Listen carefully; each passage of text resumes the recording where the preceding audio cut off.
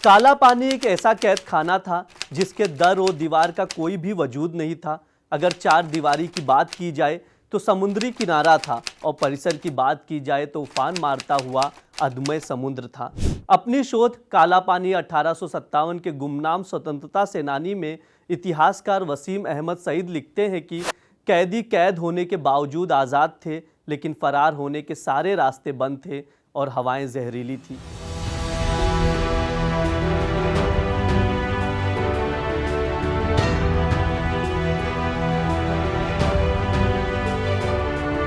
वो किस्सा आपने तो सुना ही होगा कि 1857 में अंग्रेजी शासन के खिलाफ पंजाब में विरोध करने वाले अहमद खान खरल की जान ले ली गई और उनके साथियों को फांसी दी गई।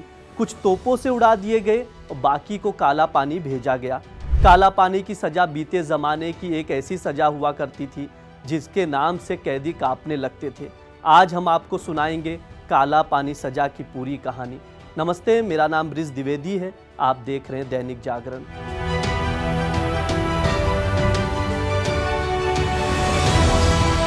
काला पानी जेल इतिहास की बहुचर्चित जेल थी।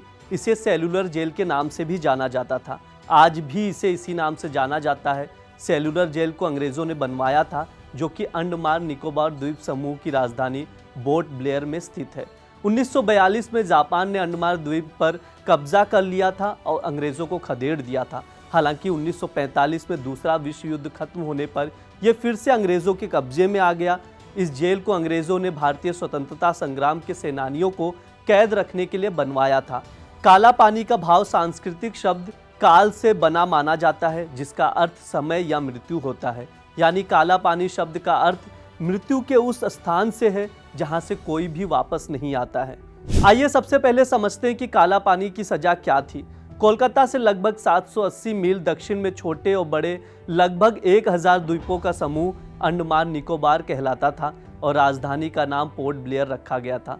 सेलुलर जेल यहीं पर स्थित है। इस जेल को बनने में लगभग 10 साल लग गए थे। इस जेल की 7 ब्रांच थी, जिसके बीच में एक टावर बना हुआ था। ये टावर इसलिए बनाया गया था ताकि कैदियों पर आसानी से नज़र रखी जा सके। संभावित खतरे को भांपने के लिए इस टावर के ऊपर एक घंटा भी लगा था। सेलुलर जेल का निर्माण कार्य 1896 में शुरू हुआ था, जिसके बाद इसे जेल के बनने का काम 1906 में पूरा हुआ था। इस जेल का निर्माण ब्रिटिश सरकार ने करवाया था। इस जेल में कुल 698 कोठरियां बनी थी। इन कोठरियों में 3 मीटर की ऊंचाइयों पर रोशनदान बनाए गए थे ताकि कोई भी कैदी दूसरे कैदी से बात ना कर सके। सेलुलर जेल चारों तरफ से गहरे समुद्र से घिरी हुई है। इसके चारों ओर कई किलोमीटर तक सिर्फ समुद्र का पानी ही दिखाई देता है। इसकी सबसे बड़ी खूबी यही थी कि इसकी दीवारों को काफ़ी छोटा बनाया गया था, इतना छोटा कि कोई भी उसे आसानी से पार कर सकता था। इन सब के बावजूद किसी के लिए भी जेल से बाहर निकलकर भाग जाना लगभग नामुमकिन था, क्योंकि कोई ऐसा करने की कोशिश भी करता तो उसे चारों ओर से पानी के अलावा और कुछ नहीं दिखाई देगा। अगर कैदी ने भागने की कोशिश भी की तो समुद्र के पानी में ही डूबकर उसकी मौत हो जाएगी। जेल को 1896 के विद्रोह के बाद 1906 और 1857 के बीच राजनीतिक कैदियों को पकड़ने और समाज से अलग करने के लिए बनाया गया था। अंग्रेज़ों के ज़माने में काला पानी की सज़ा दी जाती थी। ये सज़ा मौत से भी बदतर मानी जाती थी, क्योंकि इसमें व्यक्ति को जिंदा रहते हुए कष्ट सहने पड़ते थे, जो मौत से भी दर्दनाक होते थे और तड़पते हुए मौत हो जाती थी। अब आइए वो किस्सा भी सुन लीजिए जब पहुंचा था कैदियों का पहला जत्था। फौजी डॉक्टर और आगरा जेल के वार्डन जेपी वॉकर और जेलर डेविड बेरी की निगरानी में बागियों को लेकर पहला जत्था 10 मार्च 1858 को एक छोटे युद्धपोत में वहां पहुंचा। खरल के साथी संभावित तौर पर उसी जहाज में ले जाए गए होंगे। फिर कराची से और 733 कैदी लाए गए और फिर यह सिलसिला जारी रहा। जब कैदियों का पहला जत्था वहां पहुंचा तो स्वागत के लिए सिर्फ जहरीली और पथरीली बेजान ज़मीन, घने और बड़े पेड़ पौधे और ऐसे जंगल थे जिनसे सूरज की किरणें छनकर भी धरती के गले तक नहीं लग सकती थी। खुला नीला आसमान, प्रतिकूल और विषैली जलवायु, गंभीर जल संकट और शत्रुतापूर्ण जनजातियाँ। इतिहासकार और शोधकार वसीम अहमद सईद अपने शोध काला पानी 1857 के गुमनाम स्वतंत्रता सेनानी में लिखते हैं कि अंग्रेज़ों ने यहाँ अपना परचम लहराने के अलावा कैदियों की बस्ती और उपनिवेश बनाने के लिए 1789 में पहली कोशिश की, जो विफल हो गई थी।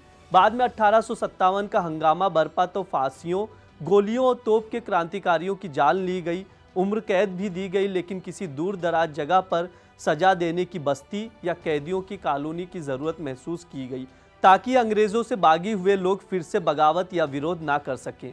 उनकी निगाह अंडमान द्वीप समूह पर ही थी। ये द्वीप समूह कीचड़ से भरे थे। मच्छर, खतरनाक सांप, बिच्छुओं, जोंक, अनगिनत प्रकार के जहरीले कीड़े की भरमार थी। कुछ सवाल जो अक्सर पूछे जाते हैं, जिनके जवाब जानना ज़रूरी है। पहला, क्या काला पानी की सज़ा आज भी दी जाती है? मैं आपको बता दूं, अंग्रेजों ने काला पानी की सज़ा के लिए खास तौर पर एक जेल बनवाई थी।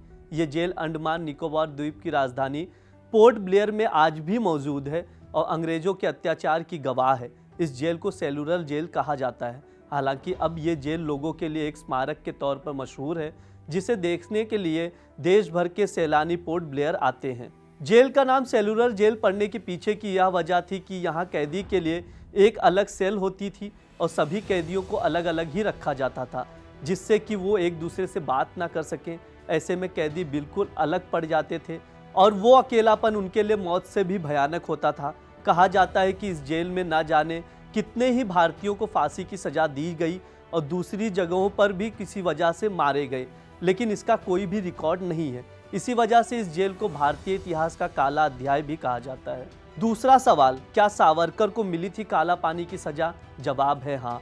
विनायक दामोदर सावरकर को 1909 में गिरफ्तार किया गया था। उन पर विभिन्न अधिकारियों की हत्या का साजिश रचने के साथ भारत में ब्रिटिश सरकार को उखाड़ फेंकने की साजिश में भाग लेने का आरोप लगा था। लंबी सुनवाई के बाद 23 दिसंबर 1910 को कोर्ट का फैसला आया। उन्हें 25 साल की सज़ा सुनाई गई और सेलुलर जेल भेजा गया था। आज के लिए इतना ही। देखते रहिए दैनिक जागरण। शुक्रिया।